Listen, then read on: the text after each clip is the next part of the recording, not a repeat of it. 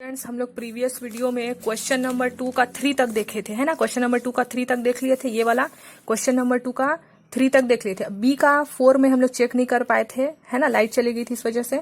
तो बी का 4 में हम लोग एक बार चेक कर लेते हैं। इसमें भी कुछ नहीं करना है। बी का वैल्यू गिवन है एक्स वाई, इक्वेशन 1 और 2 है, उसमें बस वैल्यू पुट करना है। ठीक है, वैल्यू पुट कर देंगे। एक्स का वैल्यू 1/2, वाई का वैल्यू 1/3। इक्वेशन नंबर 1 में पहले एक्स की जगह में 1/2 और वाई की जगह में 1/3 रखें।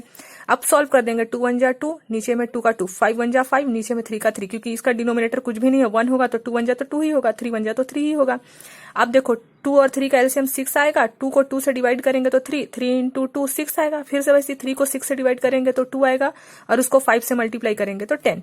10 प्लस 6 16 हो जाएगा। 16/6 इसको 2 से डिवाइड कर सकते हैं। 8/3, 8/3, 8/3 इक्वल आ गया। एलएचएस आरएचएस इक्वल हो गया। यानी कि जो बी का वैल्यू था वो इक्वेशन नंबर 1 के लिए तो सॉल्यूशन दे रहा है। अब इक्वेशन नंबर 2 के लिए सॉल्यूशन दे रहा है कि नहीं देख लेते हैं। मतलब एलएचएस आरएचएस इक्वल आ रहा है कि नहीं, आ रहा है। क्योंकि हम लोग भी देखो एक्स के प्लेस में वही सेम किए, सॉल्व किए। 3 1 जा 3/2, फिर से 3 और 2 का एलसीएम लिया, 6 आया। फिर डिनोमिनेटर को डिनोमिनेटर से डिवाइड किए तो हमारा 3 आया। 3 को मल्टीप्लाई किए तो 3 3 या 9। फिर वैसे ही इसको डिवाइड किए तो 2 आया। 2 को मल्टीप्लाई किए 4। 9 में से 6 माइनस हुआ 5/6। 5/6 एंड 5/6 एलएचएस आरएचएस इक्वल हो गया। तो हमारा क्वेश्चन नंबर 2 भी कंप्लीट। ठीक है, अब हम लोग देखते हैं क्वेश्चन नंबर 3। देखो क्वेश्चन नंबर 3 में क्या बोल रहा है, solve the given equation, you can use which ever method you want. अब इसको बोल रहा है क्वेश्चन नंबर 3 के लिए कि कोई सा भी मेथड, जैसे मैं आप लोगों को बताई हूँ ग्राफिकल मेथड, ग्राफ बनाने वाला मेथड बता चुकी आप लोगों को इससे पहले वाला जो 2 वीडियो है, इंट्रोडक्शन वाला वीडियो, उसमें मैं ग्राफ बताई हूँ, है ना। और एल्जेब्रिक मेथड में सब्स्टिट्यूशन में एलिमिनेशन एंड क्रॉस मल्टीप्लिकेशन, कोई सा भी मेथड, जो भी मेथड आप लोग से बनता है उस मेथड को आप लोग इसमें लगा के एक्स और वाई का वैल्यू फाइंड कर सकते हैं। तो क्वेश्चन नंबर 1 के लिए मैं तीनों मेथड एक बार बता देती हूँ तो आप लोगों को एक बार याद आ जाएगा, है ना। तो क्वेश्चन नंबर 1 दिया हुआ है, मैं इसको पहला, ये एल्जेब्रिक मेथड है। ठीक है, एल्जेब्रिक मेथड का कौन सा मेथड, सब्स्टिट्यूशन मेथड। तो सब्स्टिट्यूशन में क्या करते हैं, वैल्यू को सब्स्टिट्यूट करते हैं। जैसे हम लोग क्वेश्चन नंबर 1 और 2 में वैल्यू सब्स्टिट्यूट कर रहे थे, सेम वैसे ही। तो सब्स्टिट्यूट करने के लिए हमारे पास वैल्यू होना चाहिए, और इसमें तो वैल्यू बताया ही नहीं गया है, सिर्फ इक्वेशन दे दिया है। तो हम लोग को वैल्यू फाइंड करना होगा। तो इक्वेशन नंबर 1 से हम लोग एक्स का वैल्यू फाइंड कर सकते हैं। ये वाला इक्वेशन नंबर 1 हो गया। एक्स निकालना है, एक्स को यहीं छोड़ दिए, -1 भी अपने ही प्लेस में, सब अपने अपने प्लेस में है। बस -y को इधर ले जाएंगे तभी तो एक्स अकेले हो पाएगा, है ना, तभी तो एक्स का वैल्यू निकलेगा। तो -y इधर आएगा तो +y। अब हमारे पास एक्स का वैल्यू निकल गया -1 + y। अब इसको 3, जो हमारा इक्वेशन नंबर, इसको 3 बना लेते हैं, क्योंकि 1 2 गिवन था, अब इसको 3 मान लिए। अब इस एक्स का वैल्यू को हम लोग इक्वेशन नंबर 2 में पुट कर देते हैं, है ना। तो जहां एक्स है वहां एक्स का वैल्यू रख देंगे। तो ये इक्वेशन नंबर 2 है। अब इसमें एक्स का वैल्यू रख देंगे -1 + y। तो एक्स के प्लेस में रख दिया -1 + y। y का तो y ही है, y का तो वैल्यू हम लोग निकाल रहे हैं, है ना। y का वैल्यू निकला ही नहीं है अभी। अब देखो मल्टीप्लाई करेंगे, सबसे पहले ब्रैकेट सॉल्व करेंगे तो 3 1 जा 3 plus minus minus 3 into y तो 3y ही होगा। देखो इस 3 को -1 से मल्टीप्लाई किए तो इसी 3 को y से भी मल्टीप्लाई करना है, पता है सबको। -2y = 12। अब देखो नंबर को नंबर से माइनस कर सकते हैं और एक्सप्रेशन को एक्सप्रेशन से। तो -3 और 3 में से 2 माइनस होगा, क्योंकि यहाँ भी y है यहाँ भी y है, इसलिए 3 में से 2 माइनस होगा तो 1y आएगा। तो 1 लिखने का तो कोई जरूरत नहीं होता है ना। अब y निकालना है, y को यहीं छोड़ दिए, 12 भी यहीं है। देखो सब अपने अपने प्लेस में है, बस -3 को ट्रांसफर करेंगे तो +3 हो जाएगा। तो y का वैल्यू निकल गया 15।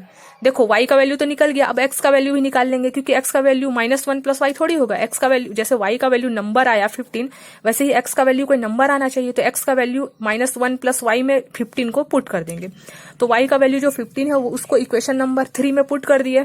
तो x -1 और y का वैल्यू कितना निकाले थे, 15 रख दिए। तो हमारा x का वैल्यू कितना आया, 14।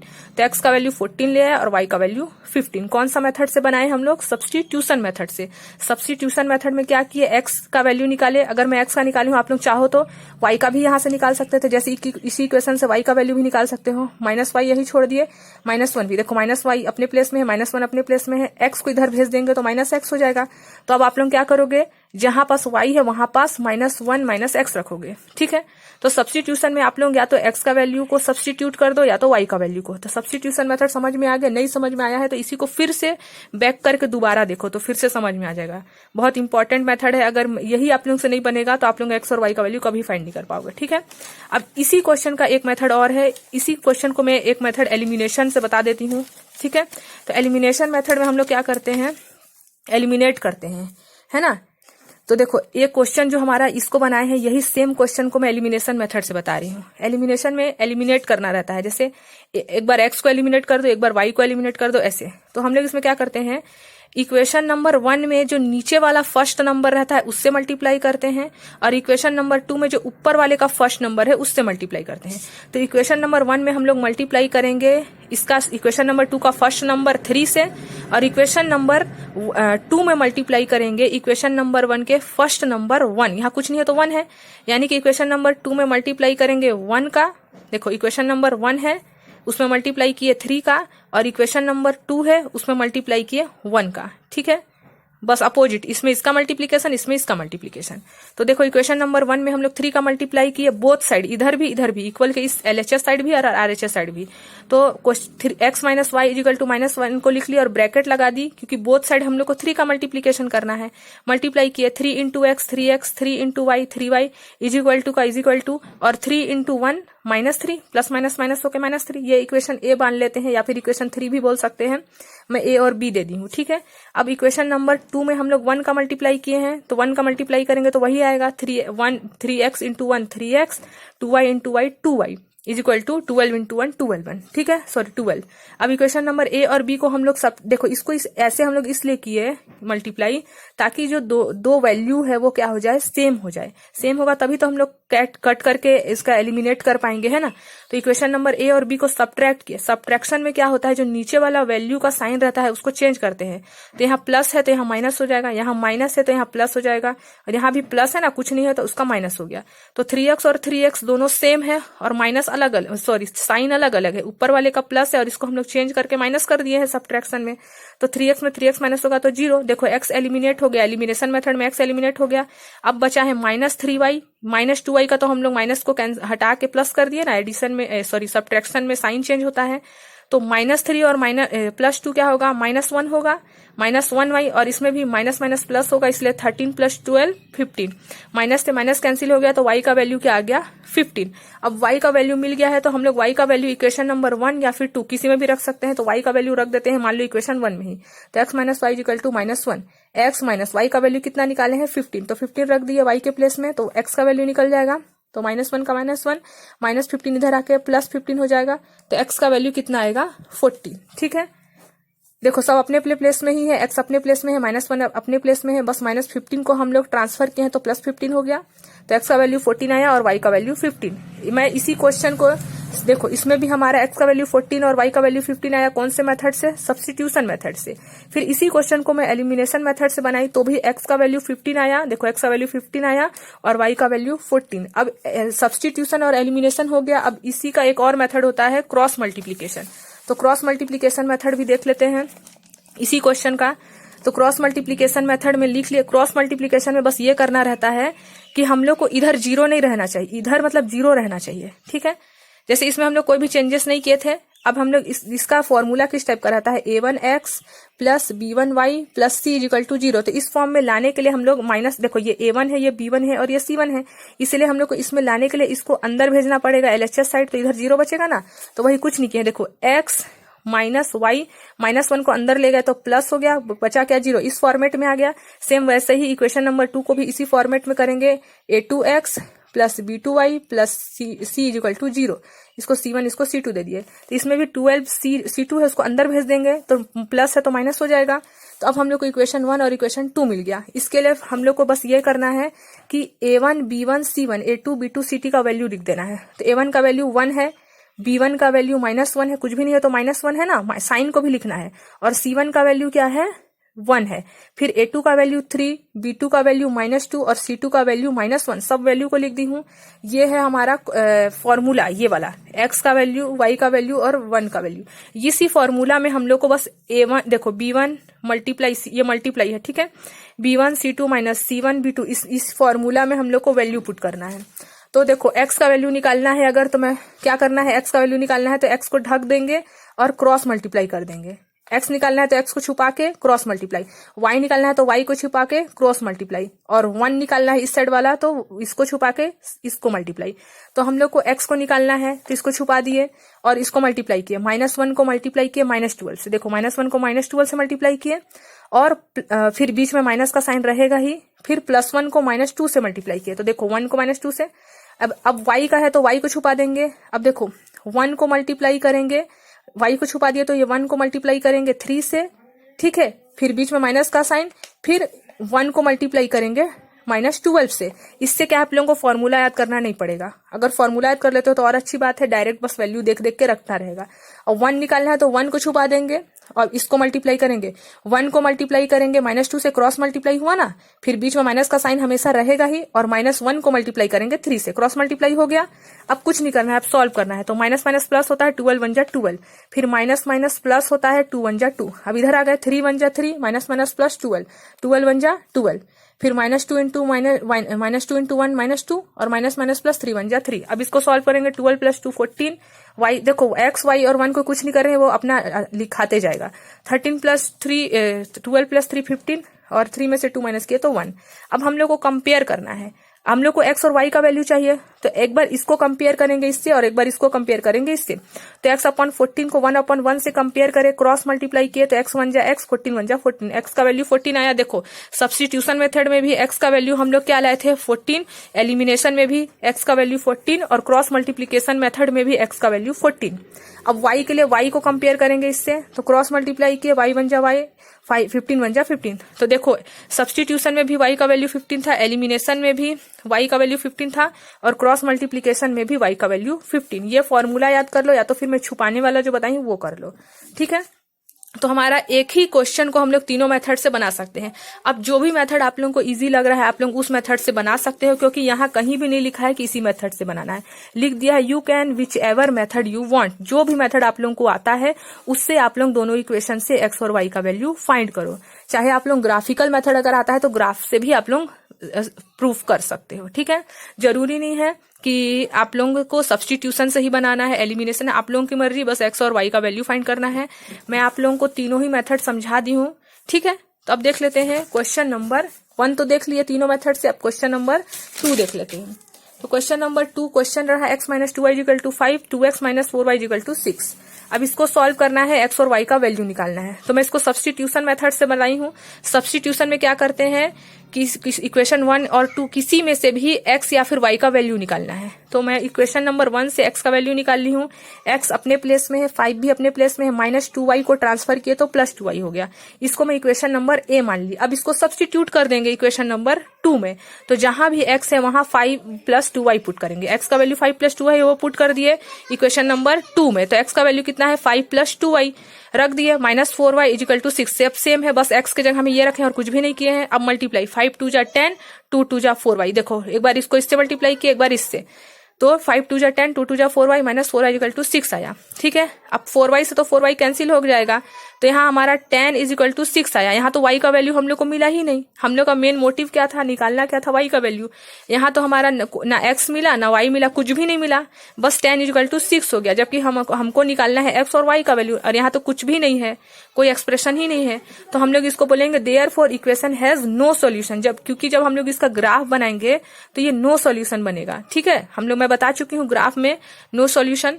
तो अगर आप लोग देखोगे कि दोनों वैल्यू आ रहा है, जैसे इधर 10 आया इधर 6 आया, दोनों वैल्यू नंबर में आ रहा है और एक्सप्रेशन है ही नहीं, x भी नहीं है y भी नहीं है, तो इसको लिख देंगे हम लोग नो सॉल्यूशन, इसका कोई सॉल्यूशन ही नहीं है, क्योंकि x और y का वैल्यू मिला ही नहीं हम लोग को।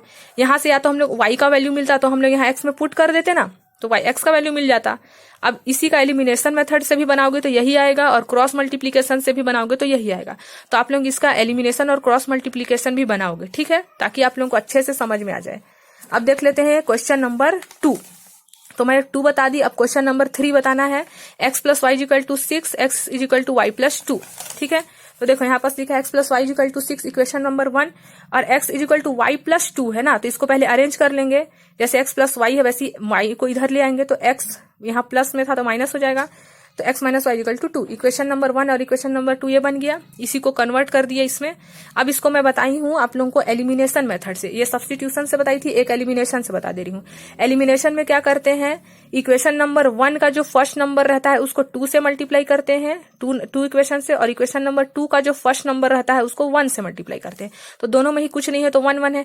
अब 1 को 1 से ही मल्टीप्लाई करोगे तो यही नंबर मिलेगा, इसको भी 1 से ही मल्टीप्लाई करोगे तो यही नंबर मिलेगा, तो मल्टीप्लाई करने का कोई जरूरत ही नहीं है। हाँ, अगर अलग नंबर रहता, मान लो यहाँ 2 रहता, यहाँ 4, तो मल्टीप्लाई करना पड़ता। 1 से तो किसी भी नंबर को मल्टीप्लाई करो तो वही मिलेगा। अब इसको सब्ट्रैक्ट कर दिया इक्वेशन 1 और 2 को। सब्ट्रैक्शन में क्या होता है, साइन चेंज होता है। तो यहाँ प्लस था तो यहाँ माइनस हो गया, यहाँ माइनस था तो यहाँ प्लस हो गया, यहाँ प्लस था तो यहाँ माइनस हो गया। अब यहाँ प्लस एक्स और ये माइनस एक्स तो कैंसिल हो गया, यहाँ प्लस वाई और ये भी प्लस वाई, 2y हो गया ना, 1 + 1 2y, और 6 में से 2 माइनस किया तो 4 आया। y यहीं छोड़ दिया, 4 भी अपने प्लेस में है। ये 2 डिवाइड मल्टीप्लाई में था तो डिवाइड हो गया, 2 2 जा 4, y का वैल्यू निकल गया 2। अब इसी y के वैल्यू को इक्वेशन 1 और 2 किसी में भी, आप लोगों का मन किसी में भी पुट करो तो x का वैल्यू निकल जाएगा। तो मैं इक्वेशन y का वैल्यू जो 2 है उसको इक्वेशन नंबर 1 में पुट की हूँ। तो x + y = 6, y का वैल्यू 2 है, y की जगह हमें 2 रख दिए, है ना, और बाकी सेम है x, फिर 6, 2 का वैल्यू, 2 को जब हम लोग इक्वल की इधर ट्रांसफर करेंगे, +2 को तो -2 हो जाएगा, तो x का वैल्यू क्या आया 4। तो x का वैल्यू 4 और y का वैल्यू 2। मैं कौन से मेथड से बनाई हूँ, एलिमिनेशन। आप लोगों को इसको अब सब्स्टिट्यूशन और क्रॉस मल्टीप्लीकेशन दोनों से बनाना, तो आप लोगों को अच्छे से समझ में आएगा, ठीक है। तो अब देखते हैं इस क्वेश्चन नंबर 4, इसी का क्वेश्चन नंबर 3 का ही क्वेश्चन नंबर 4, ठीक है। अब ये इक्वेशन 1 और 2 गिवन है हमारा क्वेश्चन।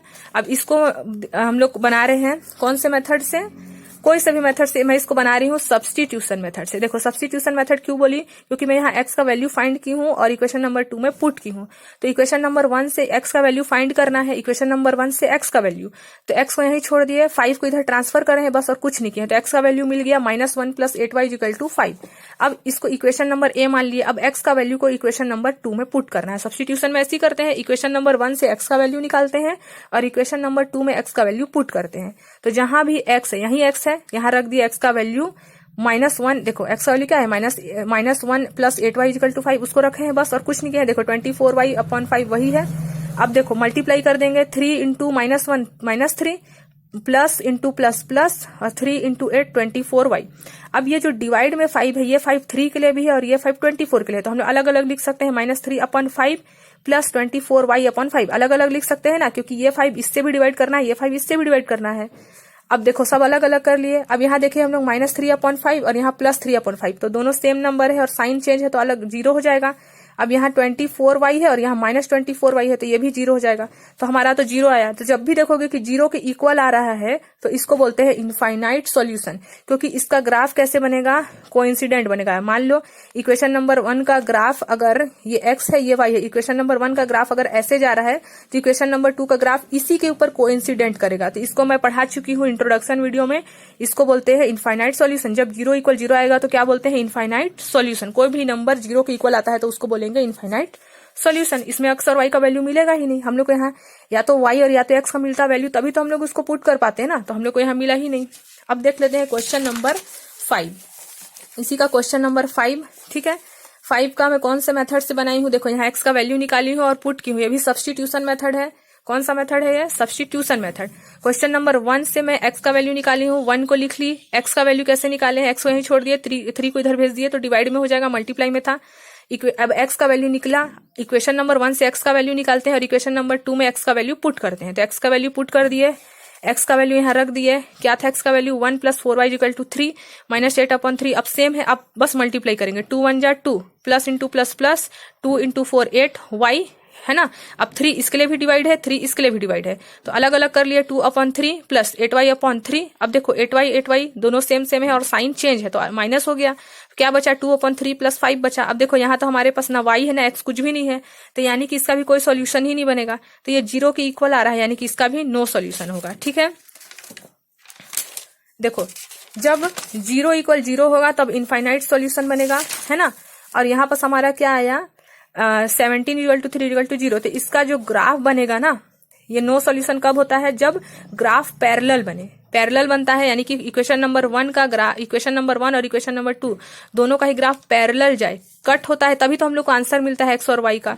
लेकिन यहाँ कट नहीं हो रहा है, पैरेलल जा रहा है, यहाँ तो x और y दोनों का वैल्यू ही नहीं मिला, तो इसको बोलेंगे नो सॉल्यूशन, ठीक है।